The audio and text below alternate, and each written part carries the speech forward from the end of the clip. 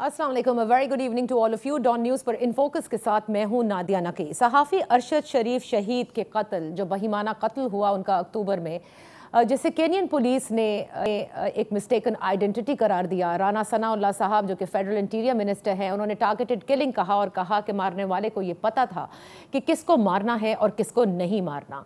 साथ ही आपने देखा कि गुज़िश्ता रोज़ अरशद शरीफ साहब की वालदा को पोस्टमार्टम रिपोर्ट जो पिम्स ने बनाई थी वो उनको पेश कर दी गई। उससे कबल जो है, जब ये पोस्टमार्टम रिपोर्ट लीक हुई थी, जो तस्वीर आई थी वो बहुत ही डिस्टर्बिंग थी, जिसके बाद कई और सवाल जन्म लेने लगे कि जाहिर है कि इसके पीछे कोई एक साजिश ज़रूर लगती है, क्योंकि पोस्टमार्टम रिपोर्ट के मुताबिक अरशद शरीफ शहीद को पहले तशद्दुद का निशाना बनाया गया। बहरहाल पाकिस्तानी हुक्काम भी वहाँ केनिया गए और वहाँ जाकर भी तहकीकात की, और इसके अलावा हमने ये भी देखा कि जो खुर्रम हैं, जो कि अरशद शरीफ शहीद के साथ थे उस रात, जो गाड़ी ड्राइव कर रहे थे, उनके काउंसिल ने जो है वो बात की, और उनके काउंसिल का ये कहना था कि खामखा खुर्रम को और वकार को एक विलिफाइड कैंपेन का निशाना बनाया जा रहा है, इबहाम पैदा किए जा रहे हैं, लेकिन वो अपनी ज़िंदगी से डरते हैं। उन्होंने बहुत अच्छी तरह 2 माह जो है वो अरशद शरीफ शहीद को होस्ट भी किया, बिल्कुल एक फैमिली मेम्बर की तरह रखा, और उस रोज़ जो वाक़या आया वो एक मिस्टेकन आइडेंटिटी उनके मुताबिक था कि अगर ना तो वो वाइट मर्सिडीज़ चोरी होती और ना ही पुलिस की इस तरह से फायरिंग होती। बहरहाल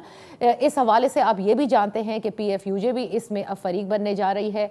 दूसरी जानिब इमरान खान साहब जो कि लॉन्ग मार्च पर हैं, तहरीक इंसाफ भी बार बार कहती है कि जुडिशल कमीशन जो है वो तश्कील दिया जाए, और इधर जो वक्त है यानी वज़ीर आज़म पाकिस्तान, उन्होंने हाईएस्ट लेवल के ऊपर बात की थी केनिया में उनके सदर से कि इस मामले की एक इम्पार्शल इंक्वायरी होनी चाहिए। मेरे साथ इस वक्त मौजूद हैं सहाफ़ी हैं, रिपोर्ट करते हैं मुर्तज़ा अली शाह साहब, जो कि केनिया भी गए, नायरोबी में, और उन्होंने काफ़ी चीज़ें सामने भी लेकर आए। ज़रा उनसे मालूम करते हैं कि इस वक्त की जो ताज़ा तरीन सूरत हाल है और क्या कुछ सामने आ चुका है और क्या कुछ ऐसा है जिसमें अभी भी बहुत ज़्यादा इबहाम है, शक व शुबात हैं, और क्या इस मामले को मुंतकी अंजाम तक पहुँचाने के लिए केनियन हुकूमत और पाकिस्तानी हुकूमत किसी सूरत कहीं कन्वर्ज करती भी है या नहीं। Thank you so much for joining us Murtaza Ali Shah साहब।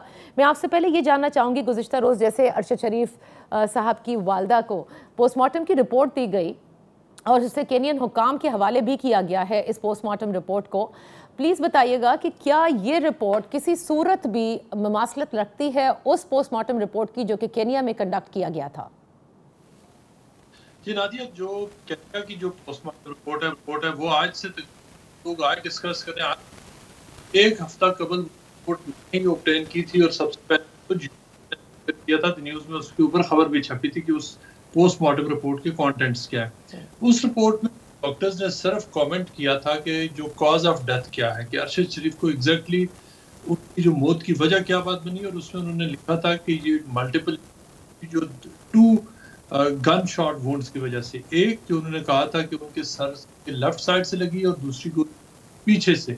इसके अलावा उस रिपोर्ट ने बाकी किसी और चीज के ऊपर कोई कमेंट नहीं किया था, कोई मेंशन नहीं किया था, और डिटेल में उसमें ब्रीफ किया था कि कैसे जो वो गोलियां थी उनका कितना बड़ा इम्पैक्ट था, जो कि आल्सो जाहिर करता है। उस रिपोर्ट में लिखा गया था कि इंटरमीडिएट से वो गोलियां मारी गई, लेकिन जो हमने गाड़ी वहां पे देखी, जिस तरह हमने वो फुटेज ऑब्टेन किया, जो हमने खुद अपना मुशाहिदा किया, ये कहीं से भी नहीं लगता। उस रिपोर्ट में लिखा है कि इंटरमीडिएट रेंज नहीं, ये बड़ा क्लोज रेंज से गोली, और आप उन गोलियों का इम्पैक्ट देखें। वो वीडियो हमने चलाई है, इतना बड़ा होल, वो दूर से वो जो निशान बना है, जो एंट्री पॉइंट है, वो उतना दूर से नहीं बन सकता। एक बात जो पाकिस्तान की जो रिपोर्ट आई है, इस रिपोर्ट के बारे में भी कल मैंने ही ये खबर दी थी कि ये रिपोर्ट एक्चुअली न सिर्फ ये कि साहब की उनकी खानदान को दी जा चुकी है, बल्कि ये कि जो केनिया में जो वहाँ की जो मिनिस्ट्री है, जो वहाँ पे इंडिपेंडेंट पुलिस ओवरसाइट अथॉरिटी है, जो इस मामले को देख रही है, उसको भी दे दी गई है, वहाँ की हुकूमत के हवाले भी कर दी गई है थ्रू डिप्लोमेटिक चैनल्स। और केनिया से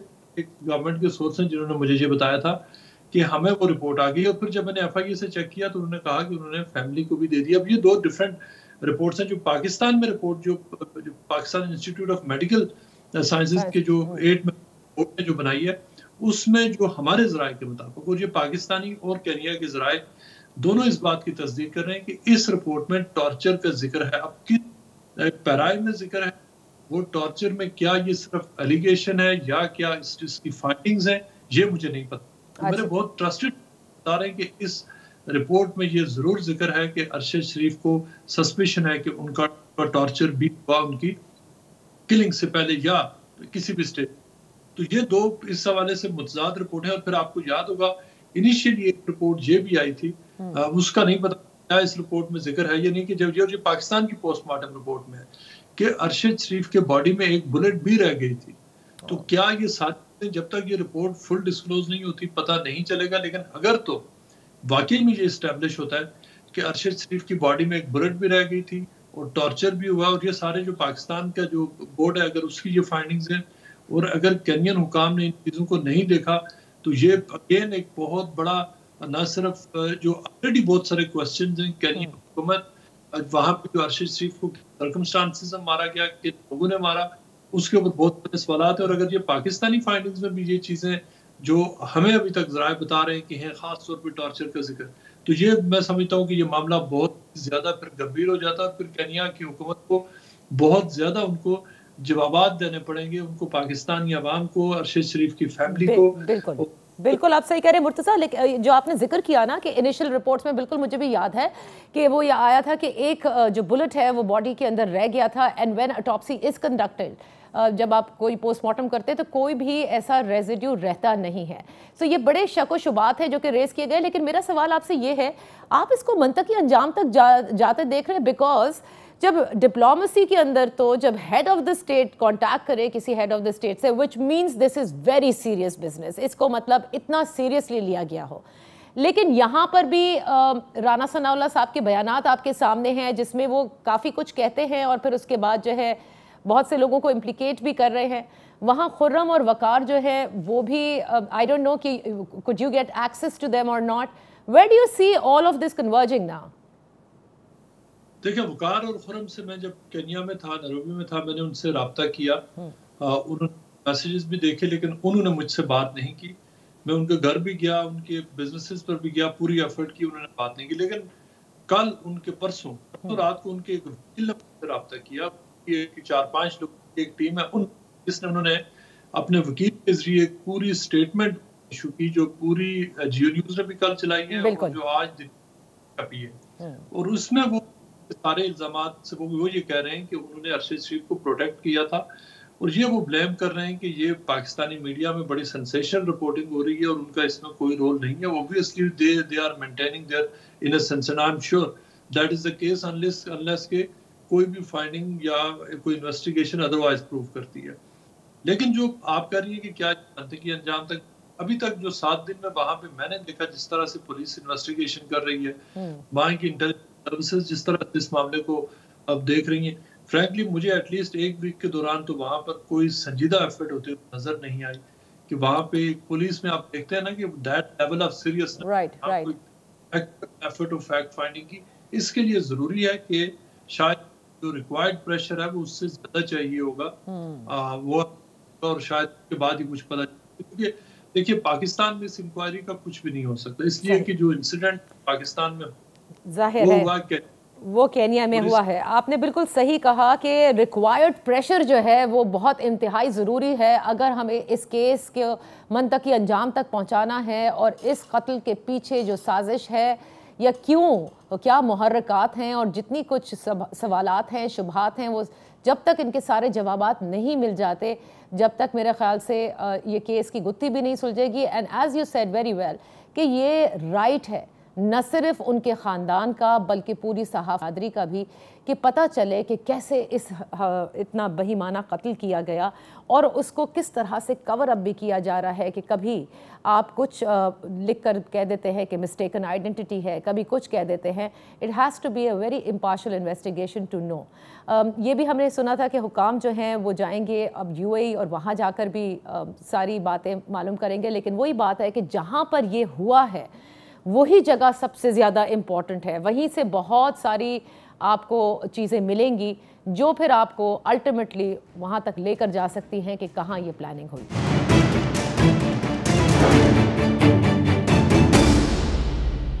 ویلکم بیک. سیاسی منظرنامے پر گو کہ آج T20 ورلڈ کپ میں سب کی نظریں تھیں اور ظاہر ہے کہ اس قدر ہم نے سیاسی گہما گہمی نہیں دیکھی. پاکستان ہار گیا، لیکن پھر بھی ہم نے دیکھا کہ بہت اچھی کوشش کی، اور یہی میچ میں ہوتا ہے۔ لیکن جو سیاسی میچ ہے اس میں بھی کچھ ہار کی خبریں کل آئیں، کچھ ایسی گفتگو کی صدر پاکستان نے کہ مذاکرات میں اب تک کامیابی نہیں حاصل ہو رہی۔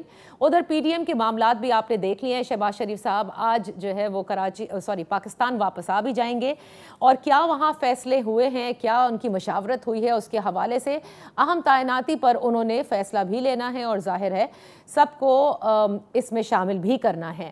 لیکن یہ معاملات کہاں تک جا رہے ہیں؟ کیا لانگ مارچ اسی طرح کنٹینیو رہے گی؟ کیا پی ڈی ایم کسی صورت بھی الیکشن میں لچک، یعنی قبل از وقت الیکشن کی لچک کے لیے تیار نہیں ہے؟ اگر ایسا ہے تو کیوں نہیں؟ کیونکہ اگر دیکھا جائے تو معاشی حالات تو بالکل بہتر نہیں ہیں، اور نہ ہی حکومت کو ہم اگر دیکھیں تو وہ اس معاشی حالات کو کنٹرول کر پا رہی ہے۔ مہنگائی بھی عروج پر ہے، وہ ریلیف بھی نہیں فراہم کیا جا رہا، جس کی وجہ سے میں کہوں گی کہ پی ڈی ایم یہ کہتی ہے کہ انہوں نے ووٹ آف نو کانفیڈنس کے ذریعے عمران خان صاحب کی حکومت کو گھر بھیجا تھا۔ ہمارے ساتھ ہیں ترجمان پی ڈی ایم حافظ حمداللہ صاحب، بے حد شکریہ for joining us on in focus. یہ فرمائیے گا حافظ حمداللہ صاحب، بار بار ایک بڑی ریجڈیٹی کے ساتھ آپ لوگ کہتے ہیں کہ الیکشن جو ہیں وہ تو اگلے سال اکتوبر میں ہی ہوں گے، یا اگست کہہ دیتے ہیں، کبھی اکتوبر کہتے ہیں۔ یہ لچک نہ دکھانے کا مقصد سمجھ میں نہیں آ رہا۔ اگر عمران خان صاحب کہتے ہیں کہ جلدی ہو جائے، اس میں کیا قباحت ہے؟ مل بیٹھ کر کے اس مسئلے کا حل کیوں نہیں نکالا جا رہا؟ بسم اللہ الرحمن الرحیم۔ بہت شکریہ ناجیہ بی بی۔ دیکھیں، بات بنیادی طور پر یہ ہے کہ عمران خان الیکشن کے مطالبے میں سنجیدہ نہیں ہے۔ اچھا، کیونکہ اگر وہ واقعی الیکشن چاہتے ہیں تو پنجاب میں ان کی حکومت ہے، صوبہ پنجاب میں، اور خیبر پختونخوا میں ان کی حکومت ہے۔ اگر وہ الیکشن چاہتے ہیں کہ تو پھر ان دونوں اسمبلیوں کو وہ تحلیل کر دیں، لیکن وہاں جتنے بھی ضمنی الیکشن ہوئے ہیں اس میں تو وہ بھرپور حصہ لے رہے، اور دوسری طرف الیکشن کا مطالبہ کرتے ہیں، تو اس لیے اس میں سنجیدگی بھی نہیں ہے، اور اس دعوے میں اور مدعا میں صداقت بھی نہیں ہے۔ تو لہٰذا اس کا بنیادی مقصد انتخاب نہیں ہے، نہ انقلاب ہے۔ عمران خان کا لانگ مارچ ہو یا ان کے 50 اور 60 کے قریب جتنے بھی جلسے انہوں نے کیے، اس کا مقصد نہ انتخاب ہے ملک میں اور نہ انقلاب ہے ملک میں۔ ان کا مقصد ہے، وہ صرف بیتاب ہے نئے چیف آف آرمی اسٹاف کے لیے، وہ بھی اس کی مرضی کے مطابق۔ بنیادی مقصد اس کا یہ ہے۔ اچھا، نیکسٹ آرمی چیف آپ کہہ رہے ہیں یہ ہے بنیادی۔ اچھا ٹھیک ہے، آپ یہ کہہ رہے ہیں، بنیادی ان کا ہدف یہ ہے۔ ہاں، لیکن وہ کئی بار آن ریکارڈ یہ کہہ چکے ہیں حافظ حمداللہ صاحب، عمران خان صاحب، کہ یہ کہتے ہیں صوبائی اسمبلیاں توڑ دیں۔ بھائی، جب تک قومی اسمبلی نہیں ٹوٹے گی تو فرق کیا پڑے گا؟ خالی صوبائی اسمبلیوں کے دوبارہ الیکشنز کروانا آپ چاہتے ہیں؟ بہرحال انتخاب تو ہونے، آپ لوگ کیوں نہیں کروانا چاہتے؟ میں اس پر آؤں گا۔ میں یہ کہنا چاہتا ہوں، اگر وہ واقعی الیکشن چاہتے ہیں، وہ پہلے پہل کریں نا، پنجاب اسمبلی کو تحلیل کر دے اور خیبر کی تحلیل کر دے، تو ملک میں خود بخود الیکشن کا فضا ہوگا۔ پھر حکومت کرنے کا فائدہ ہی کیا ہے؟ پھر تو حکومت، وفاقی حکومت مجبور ہو کر ملک میں الیکشن کا اعلان کریں گے اگر وہ واقعی الیکشن انتخابات چاہتے ہیں۔ لیکن میں نے آپ کو پہلے بھی کہا کہ ان کا مقصد نہ انتخاب ہے نہ انقلاب ہے، وہ اپنے مرضی کے مطابق چیف لانے کے لیے بیتاب ہے۔ ان کا بنیادی مقصد یہ ہے۔ اور آپ لوگ ہم اپنی کیوں مرضی کا انتخابات نہیں کرنا چاہتے؟ آپ لوگ اپنی مرضی کا چیف لانے کے لیے بیتاب ہیں؟ ہم اپنے نہیں، یہ بات نہیں ہے۔ چیف آف آرمی اسٹاف نہ میری مرضی کا ہوگا، نہ پی ڈی ایم کی مرضی کا ہوگا، نہ کسی اور پارٹی کی مرضی کے مطابق ہوگا۔ Chief of army staff Pakistan کا ہوگا۔ معمول، روایات ماضی میں کیا رہی، آئین اور قانون کیا کہہ رہا ہے، اسی کے مطابق چیف آف آرمی اسٹاف کی تعیناتی ہوگی۔ جہاں تک الیکشن کی بات ہے، الیکشن جب پی ڈی ایم روڈوں پر تھی، 4.25 سال مطالبہ وہ جماعتیں کرتی رہی کہ عمران خان ملک میں الیکشن کرے، لیکن عمران خان الیکشن کرنے کے لیے تیار نہیں تھا، کیونکہ مجھے مینڈیٹ ملا ہے۔ آج اگر عدم اعتماد کی تحریک کے نتیجے میں ان کو ہم نے کرسی سے ہٹایا، آج ان کو الیکشن یاد آیا کہ آپ الیکشن کریں۔ آج ہم کہتے ہیں کہ ہمیں 2023 اکتوبر تک ہم نے الیکشن نہیں کرنا ہے۔ اچھا، یہ ٹائم پورا کر کے پھر الیکشن اناؤنس ہوگا۔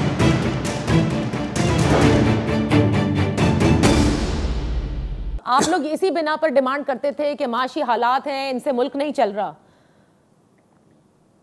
نہیں، ہم نے ڈیمانڈ اس وقت کیا نادیہ بی بی جیسی 25 جولائی 2018 کا الیکشن ہوا، 48 گھنٹے کے اندر، یعنی 48 گھنٹے کے اندر تمام اپوزیشن جماعتیں، تمام اپوزیشن جماعتیں یہ سارے مل کے، بلکہ وہ جماعتیں بھی اس میں شامل تھی جو بعد میں عمران خان کی حکومت میں شامل تھی، سب نے یک آواز ہو کے کہا کہ ملک میں فوراً جلدی صاف اور شفاف غیر جانبدارانہ الیکشن ہو۔ 48 گھنٹے کے اندر اعلان کیا۔ نہیں لیکن 48 گھنٹے کی بات آپ چھوڑ دیجئے، اب حالات بہت آگے آ چکے ہیں۔ فواد چودھری صاحب سے بھی پوچھ لیتے ہیں۔ فواد چودھری ہمارے ساتھ لائن پر موجود ہیں۔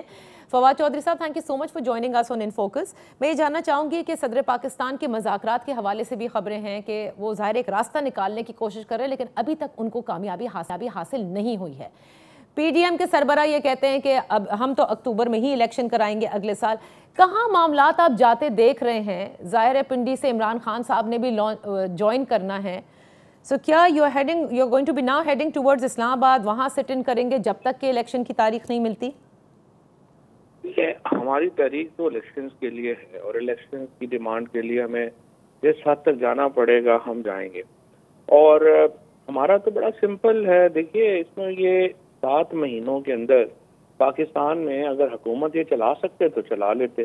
اب آپ کے سامنے پاکستان کی معیشت ہے، پاکستان کو سماجی طور کے اوپر سوشلی جتنا نقصان پہنچا ہے، اکانومی کی کمر ٹوٹ گئی ہے۔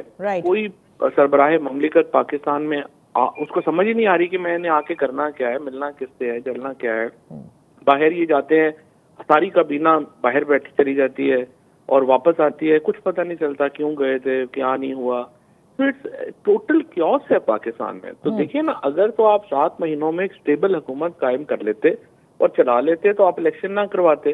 لیکن پارلیمنٹری ڈیموکریسی میں یہی ہوتا ہے، جب کرائسس حد سے بڑھ جاتا ہے تو آپ الٹیمیٹ آربیٹر کے پاس جاتے ہیں اور ان سے کہتے ہیں جی آپ فیصلہ کریں کہ کون حکومت کرے، اور یہی ایک طریقہ ہے پاکستان میں اسٹیبلٹی لانے کا، اس کے علاوہ تو کوئی طریقہ نہیں ہے۔ اچھا، تو جو آربیٹریٹر 7 مہینے سے آپ لوگ کوشش کر رہے ہیں اتنے جلد سے کی عمران خان صاحب نے، دیکھ لیں 7 مہینے سے اب تک تو کوئی الیکشن کی تاریخ میں کوئی لچک نہیں ہے۔ مطلب وہ تو ابھی بھی یہی کہتے ہیں نا کہ اگلے سال ہوگی، تو آربیٹریٹر سے بات کر کے بھی معاملات حل تو نہیں ہو رہے فواد چودھری صاحب؟ میں آربیٹر تو پاکستان کی عوام ہے نا، باقی تو درمیان میں جو ادارے ہیں یا چیزیں ہیں، ان 7 مہینوں میں پاکستان میں تو تاریخ لکھی گئی ہے۔ کبھی یہ دنیا کی تاریخ میں نہیں ہوا ہوگا کہ جس طریقے سے 7 مہینوں میں لوگ اٹھ کھڑے ہوئے، انہوں نے رجیم چینج کو مسترد کیا، اور پاکستان کے اندر یہ جو پنجاب میں ہماری حکومت جس طریقے سے بنی، جس طرح سے بعد میں الیکشن ہوئے، اور 36 الیکشن ہوئے، 29 الیکشن پی ٹی آئی جیتی ہے۔ تو آپ پورا اندازہ لگا سکتے ہیں کہ 7 مہینوں کی اس ریزسٹنس میں اس حکومت کو تو بتا کے رکھیں۔ اب آپ جو نیشنل الیکشنز ہیں، یہ ہم سے دیکھیں، ہمیں تو 4 مہینے اور بھی اگر ویٹ کر لیں گے کیا فرق پڑے گا، ہمیں ایشو نہیں ہے۔ ایشو صرف یہ ہے پاکستان کو کیسے چلائیں گے آپ آپ دیکھیں فیصل آباد کے اندر 8 لاکھ مزدور جو ہے وہ مزدوری سے محروم ہو چکا ہے، کیونکہ ٹیکسٹائل ملیں بند ہو گئی ہیں، 18 فارماسیوٹیکلز آپ کی بند ہو گئی ہیں۔ اچھا، آپ کا ڈالر جو ہے وہ 50 روپے جو ہے وہ بڑھ چکا ہے 6 مہینوں میں۔ آئی نو دیٹ فواد چودھری صاحب، بہت ساری چیزیں ہیں جو آپ کی بھی نظر سے گزر رہی ہے، لیکن آپ نے یہ بھی دیکھا ہوگا کہ میاں صاحب ڈٹ گئے، کسی قسم کا دباؤ نہیں برداشت کریں گے، الیکشن وقت پر ہی ہوں گے، یہی کچھ خد و خال رہا ہے ان کی میٹنگز کا۔ اور ایک چیز اس میں ایک ایڈ بھی کر دوں، حافظ حمداللہ صاحب کہتے ہیں بھائی اگر اتنے جلدی آپ کو الیکشنز چاہیے تو صوبائی اسمبلی اپنی توڑ دیں، خیبر پختونخوا بھی توڑ دیجئے اور پنجاب بھی توڑ دیجئے۔ ٹھیک ہے، یہ بھی ایک آپشن ہے، اور اسمبلیاں یہ توڑی جا سکتی ہیں، اور ہم تیار ہیں یہ اسمبلیاں توڑنے کو، لیکن یہ ایک وقت کا حصہ ہوگا۔ مثال کے طور کے اوپر ہم اسمبلیاں توڑ دیں گے تو اس کا مطلب یہ ہے کہ ساری پاور جو ہیں وہ الیکشن کمیشن کے پاس چلی جائیں گی، اور الیکشن کمیشن آپ کو پتا ہے کہ وہ تو بالکل ایک کرونی ہے پی ایم ایل این کا، لہٰذا یہ پولیٹیکل آپ سمجھیے کہ فریم ورک کا حصہ تو ہو سکتا ہے۔ دوسری صورت میں اگر یہ سندھ اسمبلی نہیں توڑتے ہیں تو پھر پنجاب اور کے پی اسمبلی برقرار رہے گی اور ہم صرف فیڈرل میں الیکشن کروائیں۔ صحیح۔ سو معاملات آپ کو لگتا ہے کہ جتنے بھی مذاکرات ہو رہے ہیں بیک ڈورز، اس میں کسی قسم سے کوئی بہتری آ سکتی ہے؟ آ سکتی ہے، میرا یہ خیال ہے کہ اس میں بہتری جو ہے وہ آ سکتی ہے، صرف تھوڑا سا اپنے پاؤں سے آگے سوچنے کی ضرورت ہے۔ دیکھیے نا، جے یو آئی اور پیپلز پارٹی فرینکلی وہ تو اس وقت نون کے جو جو اس وقت قیمت ہے اس کے اوپر جو ہے وہ انہوں نے اپنی ایک اپنی ٹکسالی دکانیں کھولی ہوئی ہیں. ایک نے جو ہے وہ ساری یہ کمیونیکیشن سڑکوں وڑکوں کی منسٹریز اور ساری وہ سنبھالی ہوئی ہیں. دوسروں نے بھی سارا جو ہے وہ اپنا ایک پورا کھولا ہوا ہے اور نون لیگ ان کی سیاسی قیمت ادا کر رہی ہے.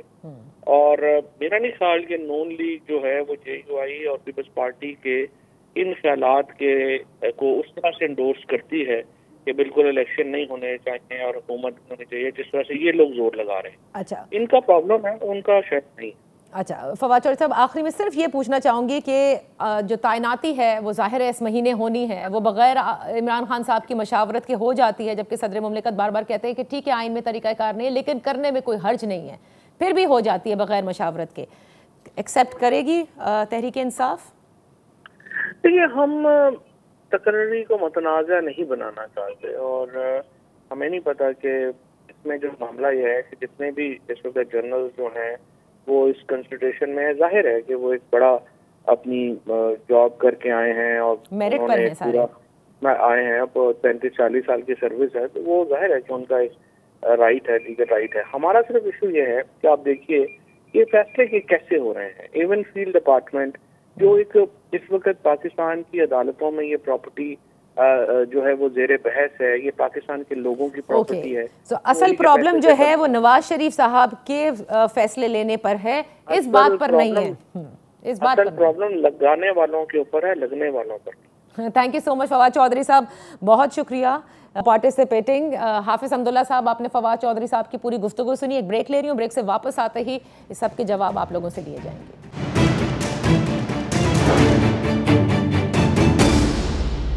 حافظ حمداللہ صاحب ترجمان پی ڈی ایم ہمارے ساتھ ہیں. حافظ حمداللہ صاحب, آپ نے فواد چودھری صاحب کی گفتگو سن لی. اصل مسئلہ لگانے والے پر ہے, لگنے والے پر نہیں ہے. آپ لوگوں کی حکومت 7 مہینے میں کچھ نہیں سنبھال سکی. کئی بار مولانا فضل الرحمان صاحب نے مہنگائی کا بھی ذکر کیا ہے. تو بیکاز آپ اس گورنمنٹ میں شامل ہیں, آپ کو نہیں لگتا the government is not performing؟ دیکھیے نا جی, ابھی بھی بات یہ ہے کہ فواد چودھری نے بات کی کہ سندھ اسمبلی توڑنے کی. پہلے تو یہ ثابت کر لے کہ وہ اپوزیشن میں ہے یا نہیں ہے. میرے مطابق وہ اپوزیشن میں نہیں ہے, وہ حکومت میں ہے. اچھا. اور پنجاب 4 صوبوں میں سے سب سے بڑا صوبہ ہے, 11 کروڑ 10 کروڑ کی آبادی ہے, اس میں پی ٹی آئی کی حکومت ہے. اور خیبر پختونخوا میں ان کی حکومت ہے, آزاد کشمیر میں ان کی حکومت ہے, گلگت بلتستان میں پی ٹی آئی کی حکومت ہے. تو یہ کہاں اپوزیشن میں, یہ تو جماعت ہے, یہ تو حکومت میں ہے. اور اگر آپ ان کے لاجک کو دیکھیے, وہ تو کہا کرتے تھے کہ پی ایم ایل این کی یا پی ڈی ایم کی یا حکمران اتحاد کی حکومت تو صرف اسلام آباد تک محدود ہے. تو پھر کیا مطالبہ کرتے ہیں اسلام آباد تک محدود کی حکومت سے؟ کون سی لاجک, کس منطق کے ساتھ؟ اور تیسری بات انہوں نے یہ کی کہ ہم اسمبلی کو توڑ کے تو اختیارات سارے الیکشن کمیشن کے پاس جائیں گے. صحیح. تو الیکشن کمیشن کے چیف الیکشن کمشنر کو تو عمران خان کے نامنی ہے نا, انہوں نے ان کی تعیناتی کی ہے, یہ تو ان کی سجیشن ہے. لیکن اس کے بارے میں نہیں انہوں نے وہ بعد میں ریکارڈ پہ کہہ دیا کہ ان سے لگوایا, زبردستی کہا گیا تھا. آئی مین وہ تو بتاتے ہیں نا کہ وہ تو پاور لیس ہے. نہیں, میں دیکھیں اگر وہ پاور لیس ہے, ان کو کہا گیا ہے کہ زبردستی, وہ اشارہ کس کو کرتے ہیں؟ اسٹیبلشمنٹ کو کرتے ہیں نا. آج وہ کہتے ہیں کہ میں حکومت میں میرے پاس اختیار نہیں تھا. تو آج پنجاب میں جو ان کی حکومت ہے, ایک ایف آئی آر کاٹنے کے لیے ان کے پاس اختیار نہیں ہے. تو اس وقت آپ حکومت چھوڑنے کے لیے تیار نہیں تھے. آج تو پنجاب کی حکومت چھوڑ دے نا, آج کیوں چھوڑنے کے لیے تیار نہیں ہے؟ اچھا, آپ لوگ اپنی بات کریں نا. اب عمران خان صاحب کو تو کرنے دینا, وہ لانگ مارچ کریں. مجھے یہ بتائیے کہ مولانا صاحب اور زرداری صاحب دونوں آپ لوگ نہیں چاہتے کہ انتخابات جو ہے وہ قبل از وقت ہوں, کیونکہ عمران خان صاحب کی مقبولیت آپ کے سامنے ہے, بائی الیکشن کے ریزلٹس آپ کے سامنے. آپ لوگوں کو سوٹ نہیں کرتا کہ اگر آپ نے قبل از وقت کرا دیے انتخابات؟ نہیں, بات یہ ہے کہ یہ مقبولیت کی بات نہیں ہے. یہ آپ لوگوں کی جو ذہنیت ہے, یا میڈیا میں کچھ ایسے ہمارے دوست احباب ہے, کچھ ایسے مراکز ہے کہ وہ کہتے ہیں عمران خان صاحب مقبول ہے. کہاں کا مقبول ہے؟ 60 جلسے انہوں نے کیے. میری بات تو سنیں نا, میری بات سے میں آ رہا ہوں اسی پر. لانگ مارچ انہوں نے شروع کیے جس میں 3000 سے 5000 لوگ زیادہ نہیں. تو اس ایک تو ان کی یہ اکثریت ہے آپ کے سامنے, یہ ہے انقلاب. دوسری بات یہ، آپ نے بائی الیکشن کی بات کی، بائی الیکشن میں کہاں کہاں وہ جیتے؟ خیبر پختونخوا میں ان کی حکومت ہے، وہاں جیتی، وہاں وہ جیت گئے۔ پنجاب میں ان کی حکومت تھی، ایک میں ہارا ایک میں جیتا، اور سندھ میں یہ ہارا۔ اب آپ بتائیے، پھر دوسرا سوال یہ کہ جہاں بھی پی ٹی آئی جیت گئی ہے، پی ٹی آئی نہیں جیتی، عمران خان جیتا۔ اگر عمران خان جیتا ہے 8 نشستوں پر، اور ان صوبائی حکومتوں میں جہاں ان صوبوں میں جہاں ان کی صوبائی حکومت ہے، تو کیا جنرل الیکشن میں 340 یا 345 خواتین سمیت تمام نشستوں پر ایک ہی عمران خان جہاں ان کی حکومت ہے؟ آپ یہ کہنا چاہ رہے ہیں کہ وہاں دھاندلی زدہ بائی الیکشن ہوئے؟ اگر ایسا ہوتا تو آپ لوگ بہت شور کر رہے ہوتے۔ نہیں، میں یہ کہہ رہا ہوں ان کی حکومت ہے، اس لیے یہ مقبول نہیں ہے، ان کی پارٹی مقبول نہیں ہے۔ اگر ان کو ووٹ ملا ہے، ایک جگہ پی ٹی آئی کی ٹکٹ پر شاہ محمود قریشی کی بیٹی کھڑی تھی، وہاں تو پی ٹی آئی ہار گئی، نا۔ جہاں جیت گئے وہاں تو عمران خان جیت گیا۔ جنرل الیکشن میں اگر آپ یہ بتائیے کہ اگر مردان میں مولانا قاسم کے مقابلے میں علی محمد ہوتا، اور عابد شیر علی کے مقابلے میں فیصل آباد میں فروخ ہوتا، تو کیا وہ جیت جاتے؟ قطع کلامی کے لیے معافی چاہوں گی۔ چلیں دلائل آپ کے مان لیتے ہیں کہ وہ جو ہے وہ ادھر ہار گئے ادھر بھی ہار گئے، جہاں حکومت تھی آپ نے ان کا بھی ذکر کر دیا، شاہ محمود قریشی صاحب کی دختر کا۔ لیکن آپ لوگ جو اکتوبر میں کرانا چاہتے ہیں، تو ایسا کیا حکومت کر رہی ہے پاکستان کے عوام کے لیے؟ کون سی دودھ کی ندیاں بہہ رہی ہیں؟ کون سی مہنگائی کم ہوئی ہے کہ آپ کہتے ہیں کہ جی ہم تو حکومت سے چمٹے رہیں گے؟ دیکھیے، دو باتیں۔ بات بنیادی طور پر یہ ہے کہ یہ مہنگائی کا بنیادی سبب کیا ہے، اور پیسے کی قیمت گر رہی تھی اور ڈالر کی قیمت بڑھ رہی تھی، اس کی وجہ کیا ہے؟ اس کا بنیادی وجہ وہ 4.25 سالہ عمران رجیم کی حکومت تھی۔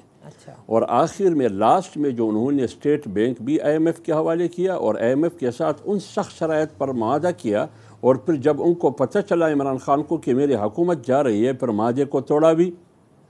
بنیادی وجہ اس کی ہے۔ تو عمران خان نے ریاست کو ڈبو دیا، سیاست کو بچانے کی کوشش کی۔ آج وہ یہی کہہ رہے ہیں کہ میں نے آئی ایم ایف کی بات نہیں مانی کیونکہ میں نے چیزیں قیمت کم کر دی، وہ اضافہ کرنے کا مطالبہ کیا کرتا رہا۔ لیکن جب ہماری حکومت آئی پی ڈی ایم کی، ان کے سامنے دو چیزیں تھیں، یا تو ہر پارٹی اپنے سیاست بچانے کی در پہ ہوتی، یا ریاست کو بچانے۔ ہم نے ریاست بچانے کا فیصلہ کیا، سری لنکا بننے نہیں دیا، اور ہم نے آج جو فیصلہ کیا ہے اپنی سیاست کو تو ڈبو دیا، داؤ پر لگا دیا، لیکن ریاست کو سری لنکا بننے نہیں دیا۔ اس لیے ہماری بنیادی ترجیح ہے۔ اوکے، سو یہ ریاست کو بچانے کا فیصلہ آپ سے کروایا گیا، اب آپ لوگ اپنی سیاست بچانا چاہتے ہیں، اور لہٰذا اسی لیے آپ چاہتے ہیں کہ کروایا نہیں، ہم نے خود کیا، ہم نے خود کیا یہ فیصلہ، خود کیا، کروایا نہیں، ہم نے خود کیا یہ فیصلہ۔ اچھا حافظ حمداللہ صاحب، جو اس وقت حالات ہیں، اور آپ لوگ الیکشن پالیٹکس مجھ سے زیادہ سمجھتے ہیں، اس وقت اگر الیکشن ہو جاتے ہیں، آپ کو لگتا ہے کہ آپ لوگوں کو خاطر خواہ ووٹ مل سکیں گے؟